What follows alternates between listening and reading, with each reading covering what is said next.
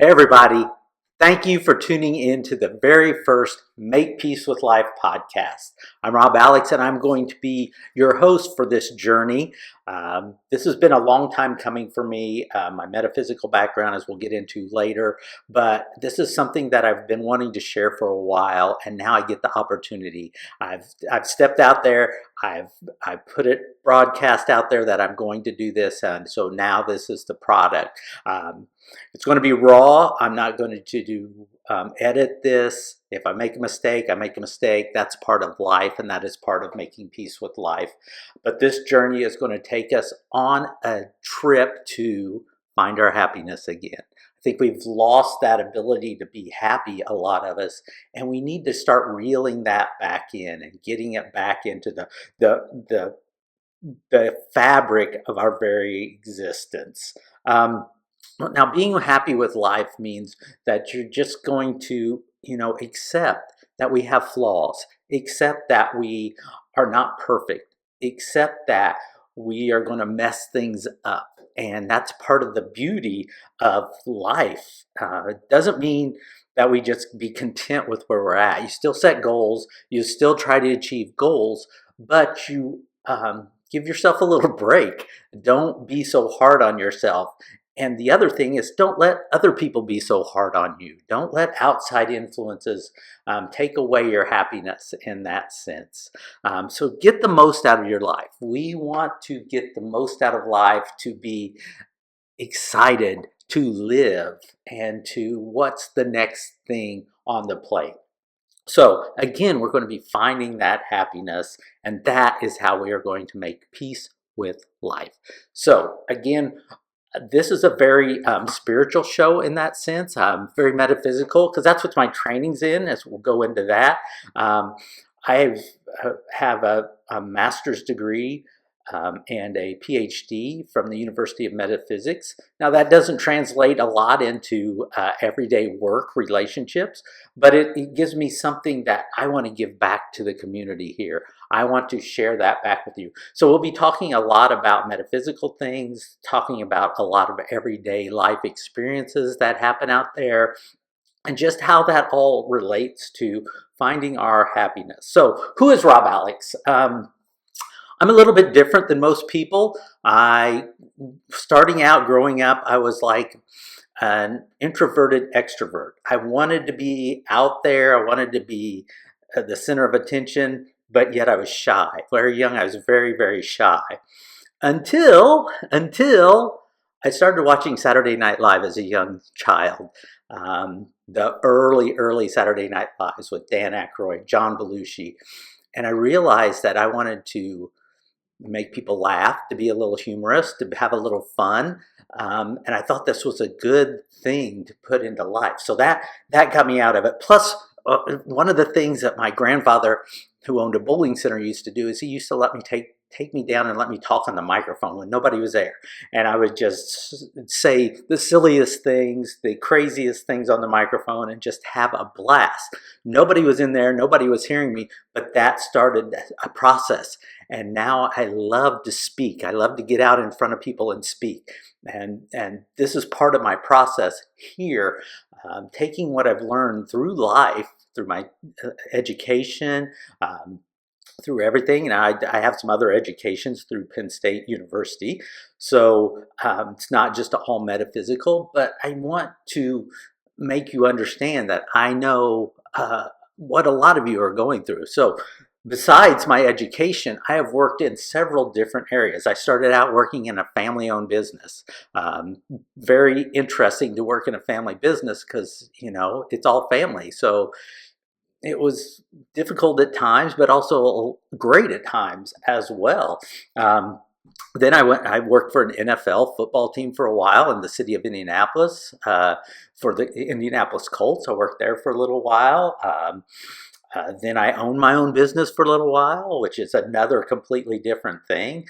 Then I worked for a corporation for 7 or 8 years.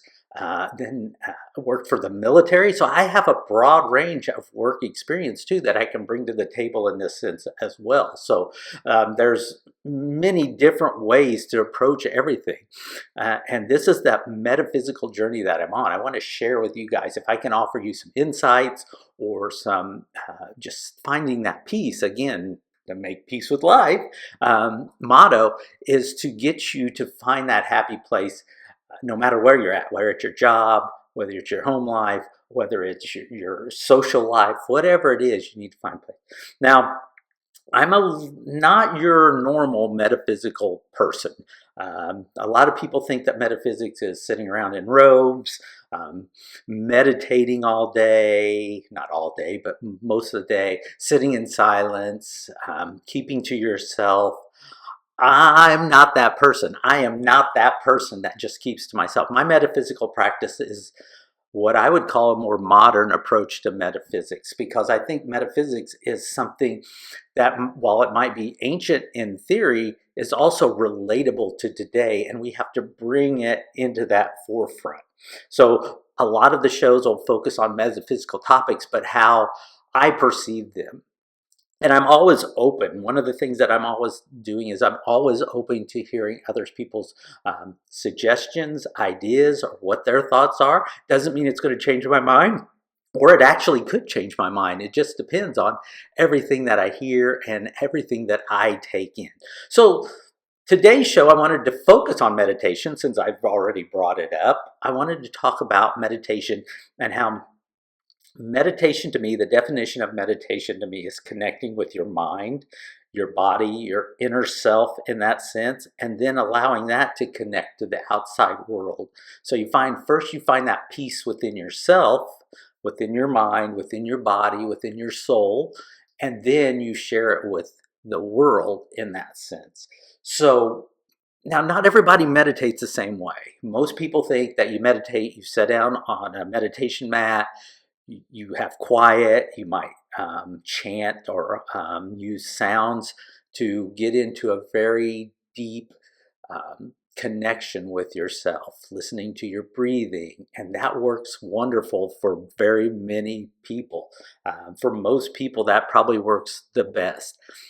I'm not one of those people that like silence. I cannot stand silence. It drives me a little bonkers in that sense.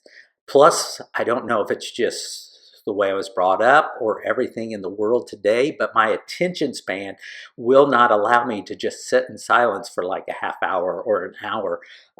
My mind is going to roam all over the place. It's not going to stay right where I need it to stay. So I had to train myself how to meditate in different ways, and I'm going to share those with you. And I'd love to hear, anytime we do a podcast, I'd love to hear your comments, your take on everything of how you might meditate, because it might be totally different from mine, but I'm open to hearing about it and sharing it, because what is good for me is not necessarily the same for everybody else. And that's what makes us unique and different and amazing all at the same time. So the way I meditate, one of my favorite ways to meditate is through exercise, especially cycling. I love to get on my bike and ride and ride. I think the rhythmic motion of pedaling puts me in a state where I can connect with myself in a very deep way. Now, obviously, we got to watch out for traffic, and we got to, pedestrians and other things.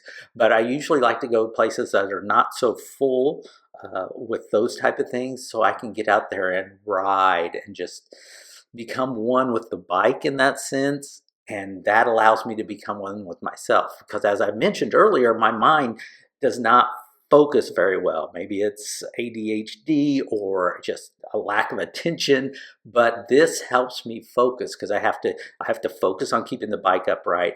Things are going past me, almost like a tunnel at that point, but I love it, and it helps me connect with myself, and it helps me connect with my mind as well as getting a good workout in too. So that's one of the ways I meditate. Another one, and this one might surprise a lot of people, is I love to listen to music. And we'll go into some of that later, because the last story I want to talk to you has a music theme to it. But I love music. I love to listen to music. I love to go to concerts. And it puts me in that state too, to where sometimes I just zone out into the music. I love listening to the lyrics and trying to figure out the lyrics, because sometimes that's pretty difficult to try to figure out the lyrics of a song. You know, you see those videos of people that have screwed up the lyrics for a long time, but it's very interesting to me how music does. And the rhythms and the harmonies and the chorus of all, it's almost like a meditative chant all in one for me. So music is very deep in my soul, and I can sit and listen to a song or several songs in a row, and it puts me in a great place with my mind and my body. And also, on another show, we'll probably get into how I think music is a time machine too. It takes you back to certain places in your life. And I think that's part of the meditation too, to where you can go back and feel those happy places. I know not all music takes you to necessarily a happy place, but for most of it, it takes you to a happy place or a different time in your life to where you can experience and, again, make peace with that life.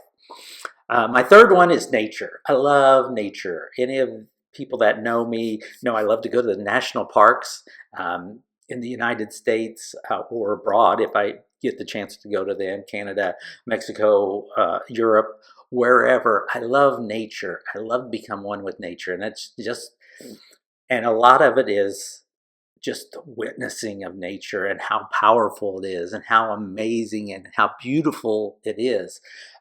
Each time I go, I'm in total awe. I went to Yellowstone Park a couple years ago, and oh my gosh, the waterfalls and the animals, it just really put me in touch with Mother Earth in that sense, and how powerful nature is and can be, and that, you know, we are not in control of nature. Nature is in control of us a lot of times. When you stand beside those humongous waterfalls and you feel the pressure from them, you understand that, you know, we're very minute compared to that. When you see a mountain rising up, and how big and how strong and how forceful it is, as well as the ocean and the waves. And nature is a great way to meditate, to get out there and witness it and see it. For me, myself, and just to sit in awe of it is another thing. Now, this last one is really going to blow your mind. This last way that I meditate is really, really going to blow your mind. And I don't know of anybody else that does this, but if you do, let me know, because I would love to know. I love to be in a crowd. Yes, I love to be in a crowd, and that is someplace that I meditate the most. I soak up as much energy as I can in a crowd, and it doesn't matter the crowd. I mean, if I go to a concert, one of the things I love is when everybody's singing the song in unison. Everybody knows the song, everybody's singing it in unison. I feel like I'm this part of this collective soul that's at this concert, and everybody's as one at that time, and it really lights me up. Another one is sporting events.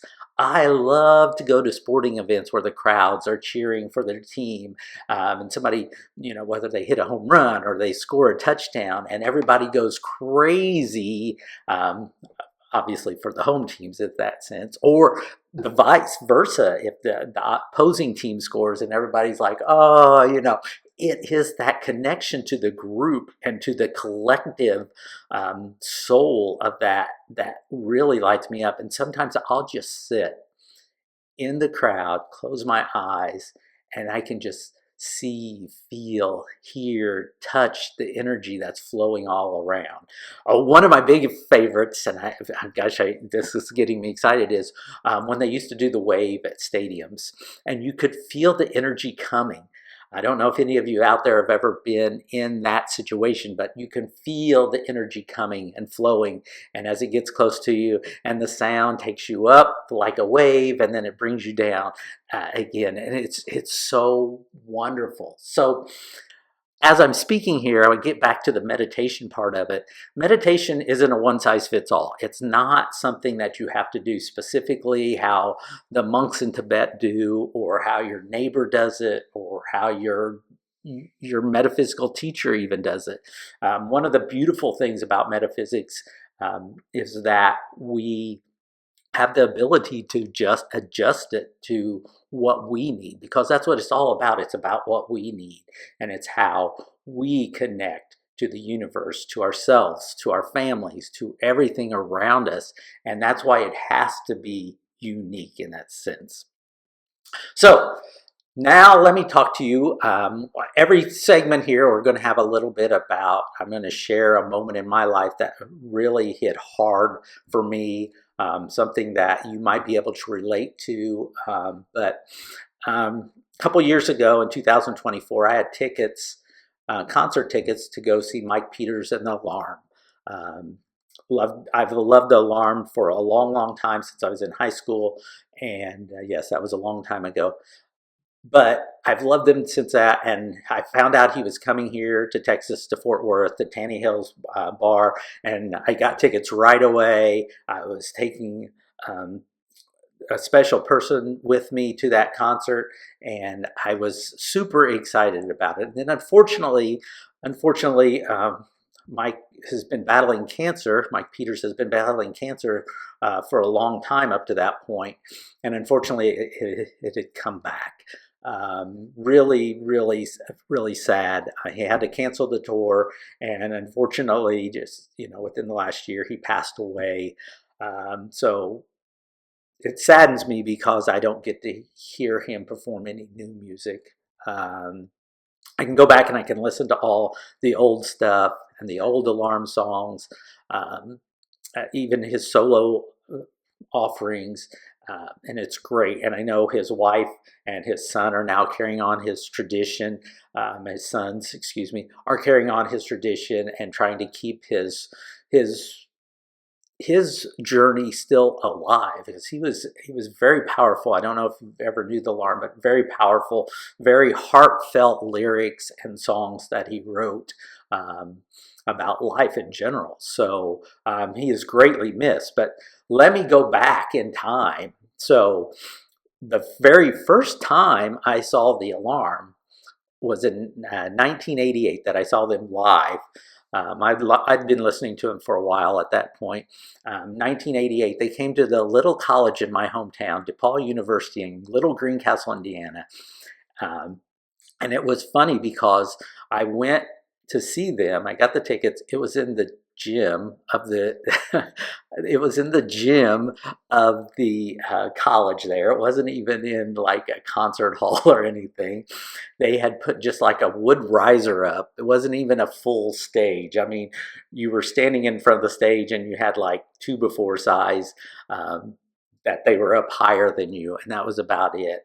But the thing I remember is it didn't faze them. There might have been maybe a total of 200 people there. It was not a big showing for this amazing band. And I know I was there, and there's maybe 50 people up by the stage. Other people were sitting on the bleachers, things like that. But yet the performance was still so powerful. And my story is, I even got, I was up front, obviously, and I got to, Mike Peters reached out and grabbed my hand during the song 68 Guns. And he actually saw that I knew the words. So I got to jump up on stage for just a few minutes and sing a couple of the choruses. And it was a monumental moment in my life. It was so fascinating. And I was so honored to have been able to do that. I'm not a great singer. I'm sure it sounded horrible, but it was a moment in my life that was amazing. And then after the concert, of course, there weren't very many people there. We went around the back. We got to meet them, got their autographs, the whole band's autographs. Super, super nice people. And I was thinking, it could have really been a celebrity moment where they were just kind of ticked off that there weren't more people at the concert, but instead they appreciated everybody that was there, and that stuck with me, because it would have been very easy to just hop on, get out of there, but they stuck around, they signed autographs, they talked to people. Very, very, very impressed with that. So this is kind of the format of the show. So I'm gonna speak to something metaphysical, give some life experiences from me. Hopefully I'll get some suggestions from the community out there as this gets rolling of things that you would like to hear about or hear me talk about, things that maybe I can chime in, or maybe you have some things for me that you would like to share, and I'd love to share those with everybody. So please share this podcast. Let's get it going big. I'm going to keep doing it. I've made the commitment to do it. I'm not going to back down. I'm going to keep doing it and keep doing it. It's a passion of mine. Because it's one of those things, that you second guess a lot. And I think a lot of people do that. They second guess things. They want to start something, but there's always something in the back of their mind going, no, you don't have time. No, nobody will listen. Even to the point where some of your best friends and family will tell you things like that. And it's very uneasing to me that people aren't more supporting. Yes, I get it. I want to hear the criticism. I want to hear, how I can make this better. I want to learn and grow it. But that second guessing of things have, in my opinion, caused many things that would have been amazing in this world not to come to fruition and just be put on a shelf somewhere. So I'm not going to put this on the shelf. I'm going to keep going on it. I'm going to keep doing it. I love you guys out there. I want to help you make peace with life. That's what this is all about. Make peace with life. That's not about settling. That's not about not going after your dreams. It's about being happy where you are, being happy as you're going after your dreams. Because we all don't start out on the top of the mountain. We have to climb up that mountain. But there's some satisfaction in being halfway up that mountain. There's some satisfaction in being close to the top. So that's where we get the make peace with life. We accept where we're at and the path that we're on, and that we continue to grow and get stronger and more beautiful and more loving and raise this community up as high as it can get. Now, a couple of things. One of the ways this started also is I created a book. It's on Amazon. It's called actually Make Peace with Life. And it started the process rolling.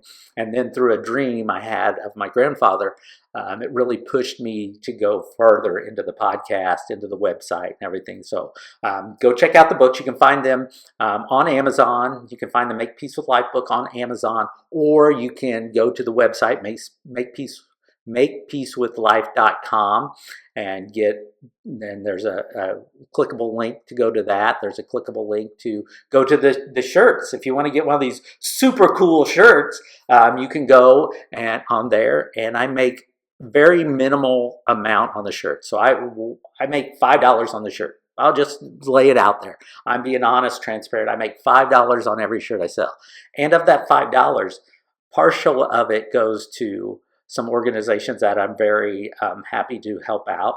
One is to Feed the Hungry. I don't think anybody in this world should ever be hungry. The world produces our food, and just because you don't have the money to purchase the food shouldn't stop you from eating. The world produces the food. We are not genetically creating all the food that we're eating. There's plants and there's farmers, and I don't think anybody should ever go hungry in this world. There's plenty of food for everybody, is my feeling. We just got to find ways to get it to them, and that's what that part of the charity is about. The other one is about mental health, because I think one of the big things that we're having struggles with in Making Peace with Life nowadays is our mental health, and not everybody's getting the help they need. And again, it all boils down to where you're at in life. Can you afford it? Are there means for you to get it? And there's some wonderful organizations out there that are doing wonderful things, and I want to help out with that. So not only does any of the shirts you buy help out, spread the word and the message about Make Peace with Life, but it also helps out others in the grand scheme of things. And that's what I want to do. And that's why I'm here, to help other people grow, get stronger, have some comfort in their lives, and have a community of people that are around them to help them make their own peace with life. All right, that's the inaugural episode of Make Peace with Life podcast. I will be back again every week to do a podcast for you guys. If it goes well, maybe we might think of doing it more often, but once a week is about it, because I want to put a lot of good, juicy content into it for you. And so that takes me a little time to think about it and marinate it and think things like that to get it rolling really good for you.